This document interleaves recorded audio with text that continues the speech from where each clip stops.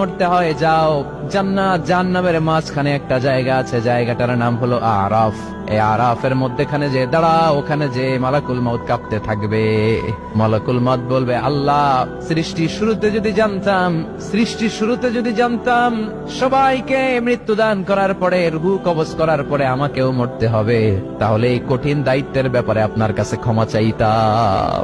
আজকে আমারও যে ভাগ্য বরণ করে নিতে হবে সৃষ্টির শুরুতে, আমি এটা কল্পনাই করতে পারি নাই। আল্লাহ বলবেন, নো টক, মুত ইয়া মালাকুল মউত, মরে যা, মরে যাও। বলার সাথে সাথে মালাকুল মউত এক বিকট চিৎকার হাঁকিয়ে মরে যাবে। মালাকুল মউতের চিৎকারটা সেদিন এত ভয়ঙ্কর হবে, বিষ্ণু ইসলাম বলেন, ওই চিৎকারের আওয়াজ যদি পৃথিবীর মানুষেরা কান দিয়ে শুনতে পেত, তাহলে কিয়ামত সংগঠিত হওয়ার জন্য আলাদা করে ইসরাফিলের সিংহার প্রয়োজন হতো না।